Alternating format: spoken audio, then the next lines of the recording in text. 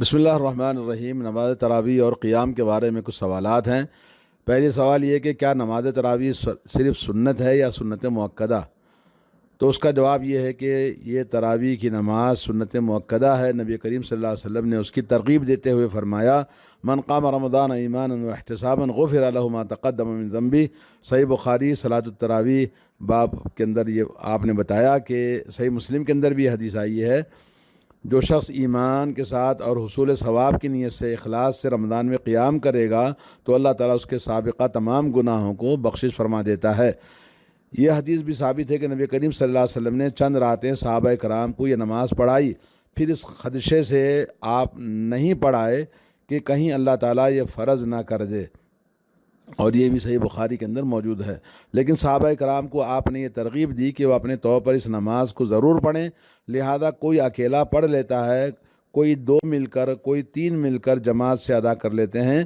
پھر حضرت عمر رضی اللہ تعالیٰ عنہ نے اپنے دور میں جبکہ تراویح کی فرضیت کا خطرہ دور ہو گیا تھا، یہ مناسب سمجھا کہ تمام لوگ ایک امام کی اقتداء میں نماز با جماعت ادا کریں، جیسا کہ صحیح بخاری کے اندر موجود ہے، اور کیونکہ اس طرح سب کو نماز با جماعت ادا کرنے اور قرآن مجید سننے کا موقع نصیب ہوگا، اور تب سے اب تک یہ سنت با جماعت ادا کرنے کا مسلمانوں میں معمول جاری ہے، اور اس زمانے میں اس نماز کی 23 رکعتیں ادا کی جاتی تھیں۔ لوگ اس قدر لمبی قرات کرتے تھے کہ سورہ بقرہ کو 12 اور کبھی 8 رکعتوں میں پڑھ لیتے تھے۔ نبی کریم صلی اللہ علیہ وسلم نے نماز تراویح کی رکعات کی تعداد چونکہ معین نہیں فرمائی، لہذا اس سلسلے میں کافی گنجائش ہے کہ جو چاہے رکعات آپ جتنا پڑھ دیں، رکعات 20 رکعت پڑھیں، 40 رکعت پڑھیں، آپ کو اختیار ہے، پڑھ سکتے ہیں رمضان مبارک میں خاص طور پر۔ اور ارکان کے نماز کے ارکان کو طول دے لے، اور جو چاہے رکعات کی تعداد کو بڑھا لے، یعنی نماز کے اندر زیادہ قرات کرے، کم رکعت پڑھے، اور رکعت میں چھوٹی قرات کرے، لمبی رکعت تعداد کر لے، ہر طرح سے جائز ہے۔ شیخ ابن جبرین کا یہ فتویٰ ہے، علامہ ابن جبرین رحمہ اللہ۔ ایک سوال یہ ہے کہ کیا نماز تراویح اور نماز کسوف میں قرآن مجید دیکھ کر قرآن کی تلاوت کر سکتے ہیں؟ تو اس کا جواب شیخ ابن باز رحمہ اللہ نے فرمایا، قیام رمضان میں قرآن مجید سے دیکھ کر قرات کرنے میں کوئی حرج نہیں ہے، کیونکہ اس طرح مقتدیوں کو تمام قرآن مجید کو سنانے کا موقع ملے گا۔ کتاب و سنت کے دلائل سے ثابت ہے کہ نماز میں قرآن مجید کی قرات مشروع ہے، اور یہ حکم عام ہے، خواہ قرآن مجید دیکھ کر قرات کی جائے یا زبانی۔ چنانچہ حضرت عائشہ رضی اللہ تعالی عنہا سے روایت ہے کہ انہوں نے اپنے آزاد کردہ غلام حضرت ذکوان کو حکم دیا کہ وہ قیام رمضان میں امامت کے فرائض سر انجام دیں، چنانچہ حضرت ذکوان قرآن مجید سے دیکھ کر پڑھتے تھے۔ امام بخاری رحمۃ اللہ علیہ نے اسے اپنی صحیح میں تعلیقاً مگر صحت کے وثوق کے ساتھ ذکر فرمایا ہے۔ تو یہ تھا شیخ ابن باز کا فتویٰ، اور آپ کو پتہ ہے کہ آخری رمضان کا یہ آخری عشرہ بڑا ہی فضیلت والا ہے، تو ہر آدمی، خاص طور پر ہمارے ملک میں ہندوستان اور دوسرے مختلف ممالک کے اندر کرونا کی وجہ سے مسجدیں بند ہیں، تو اپنے گھروں میں اپنی فیملی کو لے کر، اپنی بیوی، اپنے بچے لے کر خود نماز پڑھائیں، اور گھر میں صرف میاں بیوی ہے تو بیوی پیچھے کھڑے ہوگی اور مرد سامنے ہوگا، اگر لڑکے بھی ہیں تو لڑکے پیچھے ہوں گے، اس کے پیچھے عورت ہوگی۔ تو اس طرح سے تراویح کی نماز اور قیام اللیل کی نماز، لیلۃ القدر کی نماز با جماعت اپنے گھروں میں ادا کریں۔ بہت بڑی فضیلت والی راتیں اب ہمارے سامنے آنے والی ہیں۔ اب سوال یہ ہے کہ امام صاحب نماز تراویح پڑھاتے ہوئے 4 رکعت ایک سلام سے یا اس سے زیادہ رکعتیں ایک سلام سے پڑھاتے ہیں، تو درمیان میں بیٹھتے بھی نہیں، اور دعویٰ یہ کرتے ہیں کہ یہ سنت ہے، تو کیا اس کا شریعت میں کوئی اصل ہے؟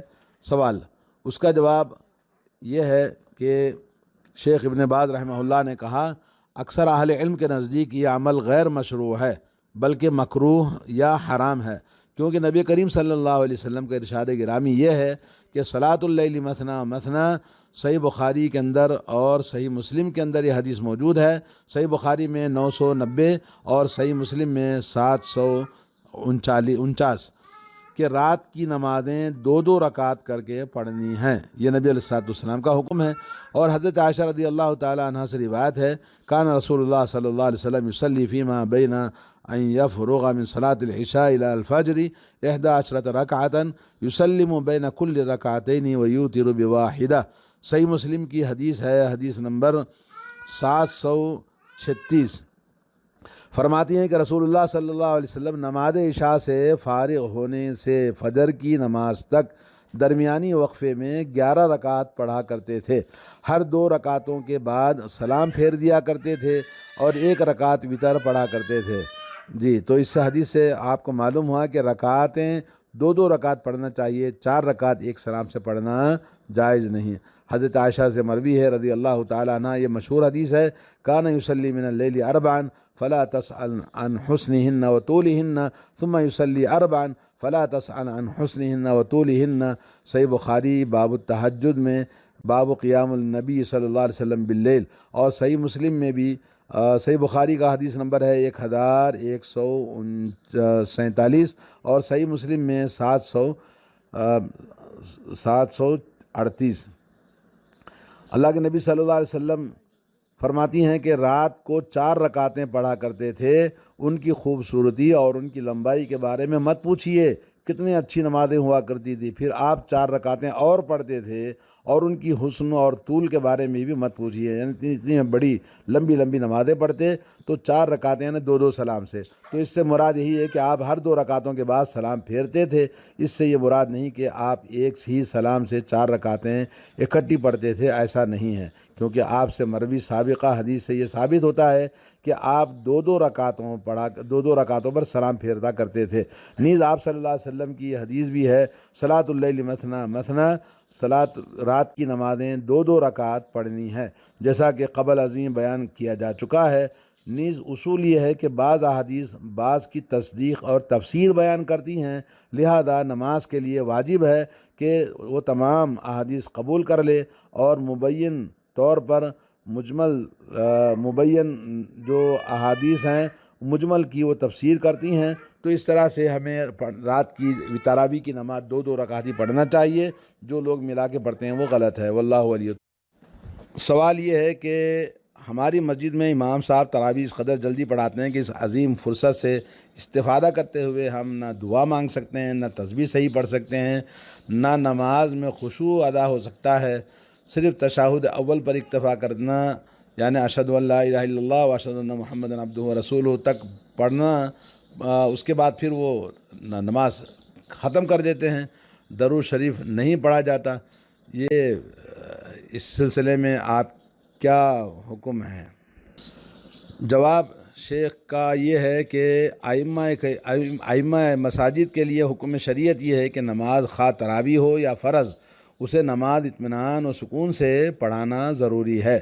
قرات ترتیل کے ساتھ کریں، رکوع اور سجود میں خشوع کے ساتھ ادا کریں، رکوع کے بعد اور دونوں سجدوں کے درمیان کامل اعتدال سے کام لیں، اور نماز تمام کی تمام خواہ و فرض ہوں یا نفل نہایت اطمینان و سکون کے ساتھ پڑھائیں، کیونکہ اطمینانیت فرض ہے۔ نماز میں اطمینان ارکان نماز میں سے ایک رکن ہے کہ اطمینان کے ساتھ آپ نماز پڑھائیں، اور اس کے بغیر چارہ کار ہی نہیں۔ جو شخص نماز میں اطمینان کو ترک کر دے اس کی نماز باطل ہو جاتی ہے، کیونکہ صحیحین میں حدیث موجود ہے جس کو صحیح بخاری رحمۃ اللہ علیہ نے اور صحیح مسلم نے روایت کیا کہ نبی کریم صلی اللہ علیہ وسلم نے ایک آدمی کو نماز پڑھتے ہوئے دیکھا جو کہ اطمینان کے ساتھ نماز نہیں پڑھ رہے تھے، تو آپ نے ان کو بلایا اور دوبارہ نماز پڑھنے کا حکم دیا، اور اس کی رہنمائی کرتے ہوئے ان کو بتایا کہ رکوع سجدے میں اطمینان طمانینت واجب ہے، نیز رکوع کے بعد اور 2 سجدوں کے درمیان اعتدال واجب ہے، یعنی رکوع کے بعد اطمینان سے کھڑا ہونا اور 2 سجدوں کے بیچ میں اعتدال کے ساتھ بیٹھنا واجب ہے۔ لہذا ائمہ مساجد کو چاہیے کہ ترتیل کے ساتھ قرآن پڑھیں، خشوع کے ساتھ اور اطمینان کے ساتھ قرات کریں، تاکہ قرات سے خود بھی استفادہ کریں اور ان کی اقتداء میں نماز ادا کرنے والے مقتدی بھی سن کر غور سے نماز قرآن کو استفادہ کریں۔ ترتیل اور خشوع سے کی گئی قرات سن کر ہی دلوں میں تحریک، خشوع اور اللہ تعالیٰ کی طرف انابت اور توجہ پیدا ہوتی ہے۔ امام اور مقتدیوں پر یہ بھی واجب ہے کہ تشہد میں شہادتین کے بعد سلام سے پہلے نبی کریم صلی اللہ علیہ وسلم کی ذات گرامی پر درود ابراہیمی درود ابراہیمی پڑھنا ضروری ہے، جیسا کہ صحیح مسلم کی حدیث میں موجود ہے، کیونکہ یہ ثابت ہے کہ نبی کریم صلی اللہ علیہ وسلم نے اس کا حکم دیا ہے۔ جی، سنن ابو داؤد کے اندر حدیث موجود ہے۔ لہذا اہل علم کی ایک بہت بڑی جماعت نماز میں درود شریف کی فرضیت کے قائل ہیں۔ امام اور مقتدیوں کے لیے یہ جائز نہیں، خواہ نماز کا مسئلہ ہو یا کوئی اور، کہ وہ شریعت مطہرہ کی مخالفت کریں۔ امام اور مقتدی اور انفرادی طور پر نماز ادا کرنے والے سب لوگوں کے لیے یہ بھی حکم ہے شریعت کا کہ وہ نماز میں درود شریف کے بعد اور سلام پھیرنے سے پہلے اللہ تعالیٰ سے عذاب جہنم، عذاب قبر، فتنہ حیات و موت اور فتنہ مسیح دجال سے پناہ طلب کریں، کیونکہ رسول اللہ صلی اللہ علیہ وسلم کا اپنا یہ بھی عمل تھا اور آپ نے امت کو اس دعا کے مانگنے کا حکم دیا ہے، جیسا کہ سنن ابو داؤد کی حدیث ہے۔ اور اسی طرح سلام سے پہلے کوئی اور دعا ساتھ ملا لینا بھی مستحب ہے۔ مثلا اس موقع پر وہ مشہور دعا بھی مانگی جا سکتی ہے جس کے بارے میں رسول اللہ صلی اللہ علیہ وسلم نے حضرت معاذ بن جبل رضی اللہ تعالیٰ عنہ کو یہ وصیت فرمائی کہ وہ ہر نماز کے آخر میں یہ دعا مانگا کریں۔ کیا دعا ہے؟ اللہم اعنی علی ذکرک و شکرک و حسن عبادتک، سنن ابو داؤد کی یہ دعا ہے۔ تو ہمیں چاہیے کہ اللہ تعالیٰ سے ہم دعائیں نماز سے پہلے اور سلام پھیرنے سے پہلے دعائیں مانگیں، تاکہ اللہ رب العالمین ہماری نماز کو قبول فرمائے اور دعائیں قبول فرمائے۔ دعائے قنوت کے بارے میں حکم ہے کہ کیا اس کو ہمیں ہر دن پڑھنا ضروری ہے؟ جواب یہ ہے کہ وطر میں دعائے قنوت پڑھنا سنت ہے، کبھی کبھی اسے ترک بھی کر دیا جائے تو کوئی حرج نہیں ہے۔ ایک اور سوال یہ ہے کہ بعض ائمہ ہر رات وطر میں قنوت کرتے ہیں، کیا یہ سلف سے منقول ہے؟ اس کا جواب شیخ نے یہ دیا، اس میں کوئی حرج نہیں ہے، بلکہ یہ سنت ہے، کیونکہ نبی کریم صلی اللہ علیہ وسلم نے جب حضرت حسن بن علی رضی اللہ تعالیٰ عنہ کو وطر کی دعا قنوت سکھائی، جیسا کہ سنن ابو داؤد کی حدیث ہے، تو یہ حکم نہیں دیا تھا کہ اسے کبھی کبھی چھوڑ دیا جائے، اور نہ یہ حکم دیا تھا کہ اسے ہمیشہ پڑھا جائے۔ لہذا اس سے معلوم ہوا کہ دونوں طرح جائز ہے۔ یہی وجہ ہے کہ حضرت ابی بن کعب رضی اللہ تعالیٰ عنہ سے ثابت ہے، جیسا کہ یہ بھی حدیث سنن ابو داؤد میں حدیث نمبر 1428 کہ جب وہ مسجد نبوی میں حضرات صحابہ کرام کو نماز پڑھاتے تھے تو بعض راتوں میں قنوت وطر کر دیتے تھے، اور شاید یہ اس لیے کہ تاکہ آپ لوگوں کو یہ معلوم کرا دیں کہ قنوت واجب نہیں ہے، دعائے قنوت چھوڑ دیں کبھی تو جائز ہے، کوئی حرج نہیں ہے۔ اور ایک یہ کہ مسجد میں مردوں اور عورتوں کی صف کے درمیان مضبوط و مستحکم پردہ حائل ہو تو کیا پھر بھی نبی کریم صلی اللہ علیہ وسلم کا یہ ارشاد صفوں پر منطبق ہوگا کہ مردوں کی سب سے بہتر پہلی صف ہے، اور یا اس ارشاد کا حکم زائل ہو جائے گا اور اس طرح کے پردے کی وجہ سے عورتوں کی سب سے بہتر صف بھی پہلی صف ہوگی؟ رہنمائی فرمائیں۔ اس کا جواب یہ ہے کہ بظاہر یوں معلوم ہوتا ہے کہ اس حدیث میں عورتوں کی آخری صف کو بہترین صف قرار دینے کا سبب مردوں سے دوری ہے۔ عورت جس قدر مردوں سے دور ہوگی اسی قدر اپنی عزت و آبرو کی حفاظت کرنے والی اور اخلاقی خرابی کی طرف میلان سے، وسوسے دل میں آنے سے اپنے آپ کو دور رکھنے والی ہوگی۔ لیکن جب عورتوں کی جائے نماز مردوں سے دور ہو اور دونوں کے درمیان دیوار یا مضبوط و مستحکم پردہ حائل ہو تو لاؤڈ اسپیکر کی آواز کے ذریعے امام کی مطابقت کرتی ہوں، تو پھر راجح بات یہ ہے کہ سبقت اور قبلے کے قریب کی وجہ سے عورتوں کی پہلی صف افضل ہوگی۔ جی، اور ایک سوال یہ ہے کہ کیا رات کا قیام صرف ماہ رمضان مبارک ہی کے ساتھ خاص ہے یا سارا سال پڑھا جا سکتا ہے؟ اس کا جواب یہ ہے کہ نماز اور تہجد کے ساتھ قیام اللیل سنت اور فضیلت ہے۔ نبی کریم صلی اللہ علیہ وسلم اور آپ کے صحابہ کرام نے ہمیشہ قیام فرمایا ہے۔ اللہ تعالیٰ کا ارشاد ہے ان ربک یعلم انک تقوم ادنی من ثلثی اللیل ونصفہ وثلثہ وطائفۃ من الذین معک، سورہ مزمل آیت نمبر 20۔ تمہارا پروردگار خوب جانتا ہے کہ تم اور تمہارے ساتھی لوگ کبھی 2/3 رات کے قریب اور کبھی آدھی رات اور کبھی تہائی رات قیام کرتے ہیں۔